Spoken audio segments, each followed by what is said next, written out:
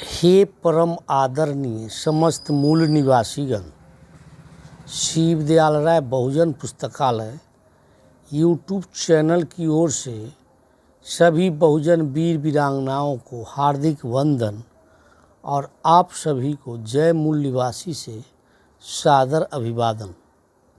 आज हम बात करते हैं सामाजिक क्रांति के दूत राष्ट्रपिता ज्योतिबा फूले के संबंध में। आधुनिक भारत के सामाजिक सांस्कृतिक परिवर्तन के इतिहास में महामानव ज्योतिबा फूले का सर्वोच्च स्थान है। 100 साल पूर्व शूद्र अतिशूद्रों एवं नारी वर्ग के लिए विद्यालय की स्थापना करने वाले ज्योतिबा फूले पहले भारतीय थे।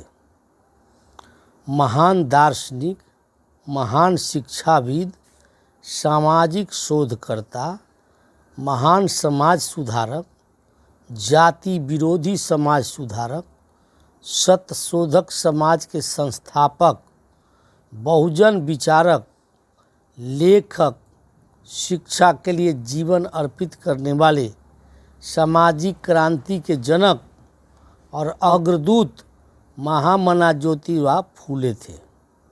उनका जन्म 11 अप्रैल 1827 को महाराष्ट्र के पुणे में हुआ था।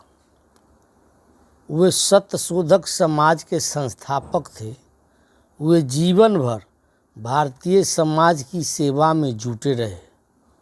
उन्होंने बहुजन मुक्ति आंदोलन को बढ़ाने के लिए सत्यशोधक समाज की स्थापना किया।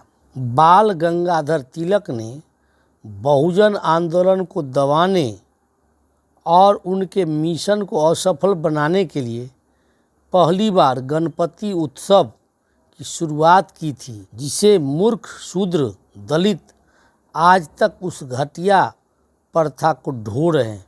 ज्योतिबा फूले के विचार समाज में समानता के सिद्धांत पर आधारित थे।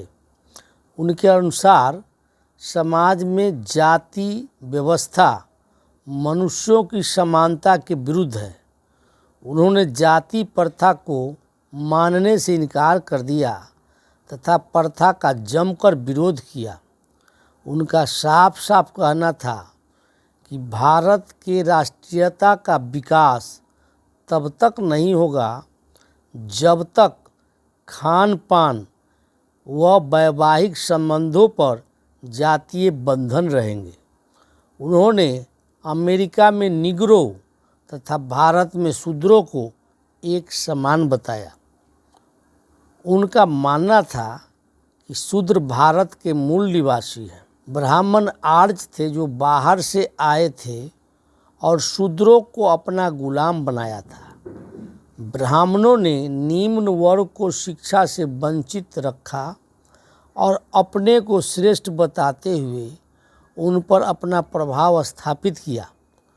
उन्होंने सामाजिक कुरीतियों और स्त्रियों की दुर्दशा के लिए ब्राह्मण वर्ग को दोषी ठहराया। स्कूल के ब्राह्मण साथी के बारात में ब्राह्मणों ने ज्योतिबा फूले को धक्का देकर बारात से बाहर निकाल दिया। तब उन्हें शूद्र होने का एहसास हुआ और उन्होंने सरी गली ब्राह्मणी व्यवस्था के खात्मा का संकल्प लिया। ब्राह्मणवाद का विरोध करते देख उनके माता पिता ने 19 वर्ष की आयु में उन्हें घर से बाहर निकाल दिया।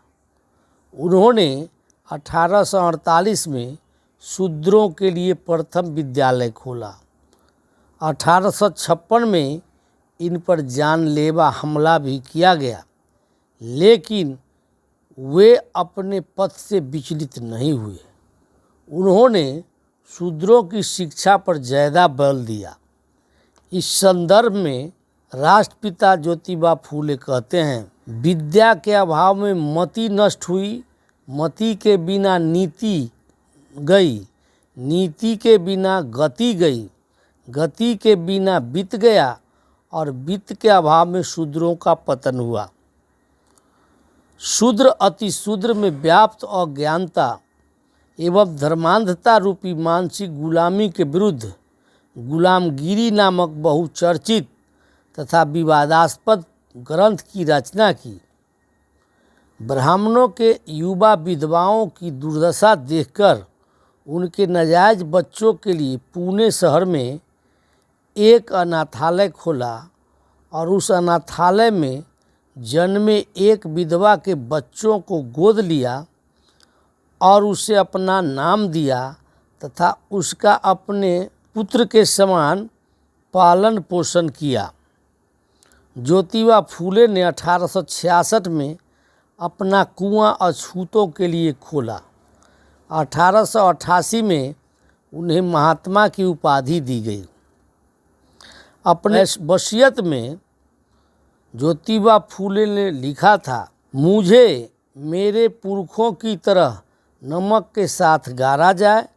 किसी ब्राह्मण या ब्राह्मणों में विश्वास करने वाले व्यक्ति की छाया भी मेरे शव पर नहीं पड़नी चाहिए। क्या आपने ऐसा कोई संकल्प लिया है और उस संकल्प को पूरा करने की व्यवस्था की है?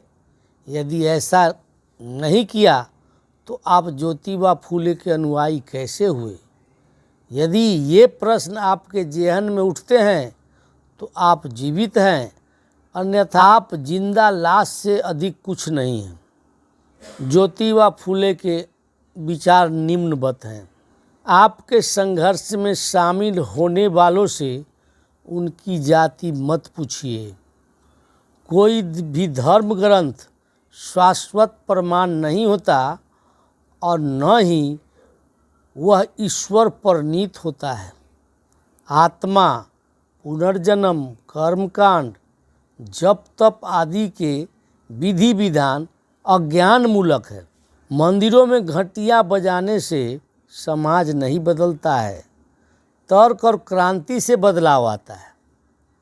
सुबह होते ही 2 जगहों में घंटियां बजेगी, एक स्कूल में, दूसरी मंदिर में। तय आपको करना है कि आप किनको चुनेंगे। आपकी और देश की उन्नति का सवाल है। धार्मिक ग्रंथ लोगों को गुलामी में जकड़ता है।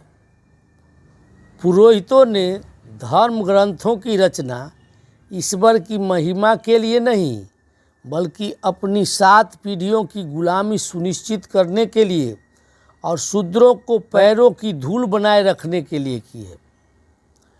क्या सर्वशक्तिमान ईश्वर को अपनी बात कहने के लिए किसी ऐसे एजेंट की ज़रूरत है जो दक्षिणा के बिना हिलता तक नहीं हो? यह धर्म नहीं, व्यापार है। जिन लोगों को गुलामी की आदत पड़ चुकी है, अगर तुम उन्हें मुक्त करना चाहोगे तो वो तुम पर हमला कर देंगे। शिक्षा उसे कहते हैं जो सही को सही और गलत को गलत करने की क्षमता को विकसित करती है। हमें खुद शिक्षित होकर शूद्रों और अतिशूद्रों की जातियों को जोड़कर शिक्षित करके समाज का निर्माण करना होगा। शिक्षा अगर बर्ताव में न दिखे तो डिग्री महज कागज का टुकड़ा है। तुम्हारा तार्किक होना उन्हीं को खलता है जिनकी जीविका तुम्हारे मूर्ख होने से चलती है। राष्ट्रपिता ज्योतिबा फूले को शत शत नमन। आप लोगों ने मुझे बड़े धैर्य से ध्यानपूर्वक सुना, इसलिए कोटि कोटि आभार। फिलहाल इतना ही, फिर मिलते हैं अगले वीडियो के साथ।